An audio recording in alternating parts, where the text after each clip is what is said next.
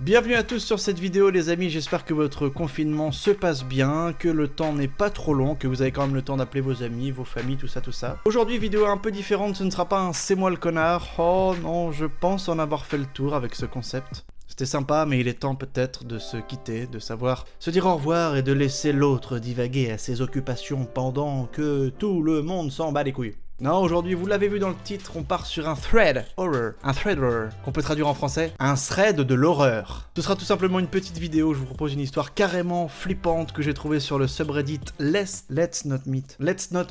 Sur le subreddit Let's Not Meet. Ça veut dire « ne nous rencontrons pas », qui serait d'ailleurs la pire phrase d'accroche pour promouvoir un site de rencontre. Tu cherches des célibataires dans ta région? Alors let's not meet. Ne nous rencontrons pas. Donc posez-vous les amis sur votre canapé, dans votre lit ou encore aux toilettes, je ne le prendrai pas mal. Je ne juge personne. Surtout qu'on va pas se mentir, on sait très bien où sont regardées la plupart des vidéos YouTube.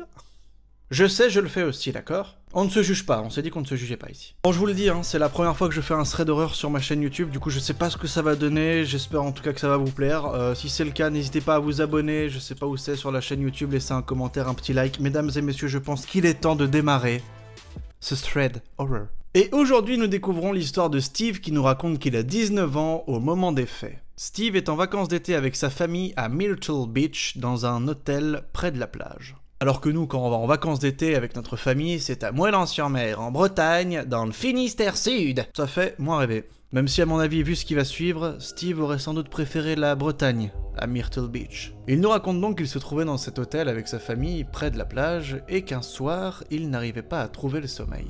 Vers 3 h du matin, il décide donc de sortir sur le balcon pour prendre l'air et il nous explique qu'il est tout simplement impressionné par la vue de la pleine lune. Qu'il est complètement abasourdi de voir à quel point elle se reflète sur la mer. Il nous décrit la plage comme étant complètement vide, ce qui est plutôt normal en fait à 3 h du matin. Enfin, ce que je veux dire c'est que s'il avait vu des gens faire du volleyball à 3 h du matin, c'est qu'ils n'avaient peut-être pas bu que de l'eau. Et donc là Steve se dit qu'il n'arrivera pas à se rendormir et une idée lui vient dans la tête. Pourquoi ne pas descendre et se balader un peu près de la mer en écoutant de la musique? Ce à quoi j'ai envie de lui répondre, mais parce qu'il est 3 h du matin, Steve. Je sais pas vous, hein, mais moi quand j'ai une insomnie, sortir sur le balcon, pourquoi pas, mais aller dehors là en pleine nuit, où tu sais pas sur qui tu vas tomber, non, trop les boules. Je préfère me mater des petites vidéos sur YouTube. Tu sais les mecs qui font de l'hypnose pour t'endormir. Donc il sort, et en marchant de l'hôtel vers la plage, il nous explique qu'il voit soudainement quelqu'un s'approcher de lui. Moi je vois ça, je vous le dis, hein, je retourne à l'hôtel direct, y a pas de... Et là il nous explique qu'en fait ça lui fait bizarre parce que 5 minutes avant, il était à son balcon et il a regardé cet endroit-là de son balcon et il y avait absolument personne. D'autant plus que c'est une personne qui est pas juste là, c'est une personne qui s'approche de lui. Avec la lumière de la lune, Steve nous raconte qu'il arrive à percevoir que c'est un homme âgé d'une trentaine d'années avec des lunettes carrées, que l'homme semble nerveux et que ses vêtements semblent à moitié déchirés. À titre de comparaison, Steve raconte que le gars le fait penser à Jeffrey Dahmer.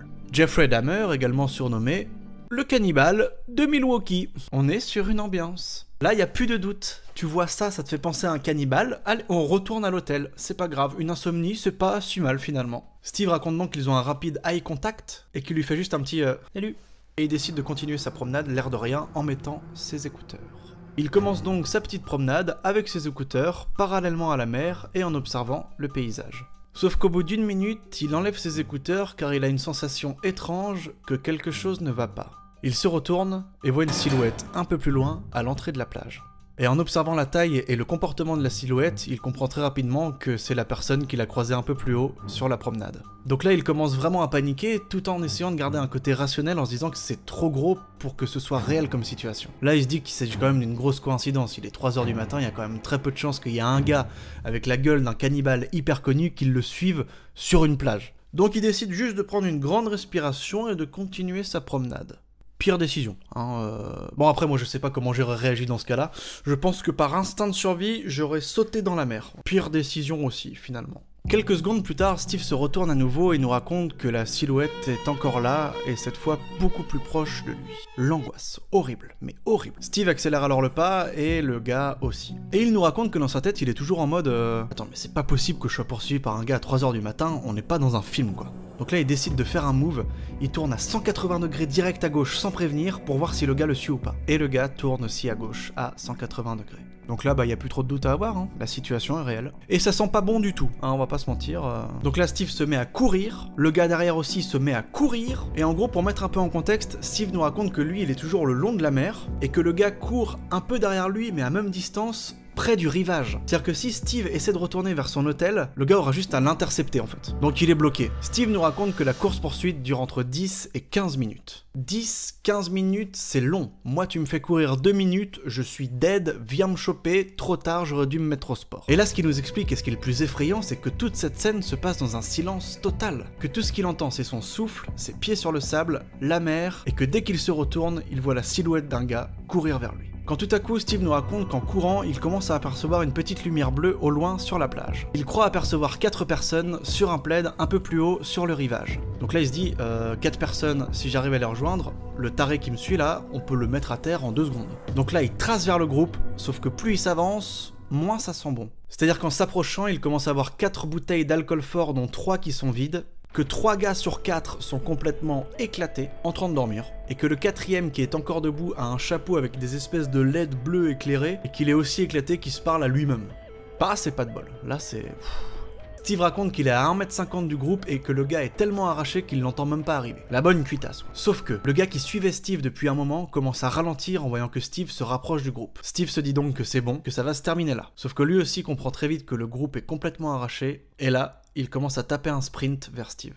Plus il s'approche, plus la lumière bleue du mec à moitié évanoui illumine son visage. Et là, plus de doute, il s'agit bien du même gars qu'il a croisé un peu plus tôt sur la promenade. Steve raconte qu'il a les yeux complètement écarquillés, les pupilles dilatées et qu'il ressemble vraiment à un psychopathe, en train de sprinter. Sur lui, horrible. Steve nous raconte que là c'est le moment de tenter quelque chose, qu'avec les 10-15 minutes de sprint qu'il a fait, il est à bout de souffle, plus d'énergie, et donc au lieu de faire demi-tour et de continuer à courir, il a sprinté vers le gars, sans réfléchir. Il raconte que l'autre a été complètement désemparé, qu'il ne s'attendait pas du tout à ce que Steve lui fonce dessus, d'autant plus que Steve, en le dépassant, a réussi à lui mettre un coup d'épaule et le gars est tombé. Oh là là là là. Et là, Steve raconte qu'il tape le plus gros sprint de sa vie, qu'il arrive finalement à retourner à l'hôtel sans se retourner une seule fois, qu'il appuie comme un malade sur les boutons de l'ascenseur pour qu'il arrive plus vite, et qu'il fonce jusqu'à la chambre d'hôtel en verrouillant la porte. À peine la porte verrouillée, il s'accroupit sur le sol et commence à ramper vers sa chambre, parce qu'il a les boules que le gars puisse le voir à travers le balcon. Pas con, moi j'y aurais pas pensé, je serais retourné au balcon genre... Et je me serais peut-être fait niquer la gueule. Bah voilà, hein, c'est la fin de l'histoire. Comme quoi j'avais raison, hein, je vous le dis, hein, le mieux quand on a une insomnie, c'est de rester dans son lit et de checker un peu YouTube. Là, normalement, tu risques pas grand-chose. À part te taper les doubles pubs. Ah non, mais quelle histoire de ouf. Moi, je te jure, hein, je suis tellement un lâche que quand je serais arrivé au niveau du campement des gars bourrés, là, j'aurais pris le gars avec son chapeau lumineux et j'aurais balancé sur le psychopathe. Comme ça, il le charcute à coups de couteau et moi, je me casse tranquillement. Ah oui, faut pas m'avoir dans son groupe en cas d'apocalypse, hein, je te le dis. Bon bah finalement, la Bretagne, bah c'est pas si mal, hein, quand même, hein. Merci à tous d'avoir regardé ce thread d'horreur, les amis, c'était mon premier, donc j'espère que je m'en suis bien sorti, que ça vous a plu, que vous avez passé un bon moment, et en fonction de vos retours, à voir s'il y en aura d'autres ou pas. Je vous souhaite en tout cas un très bon confinement et une très bonne journée. À bientôt.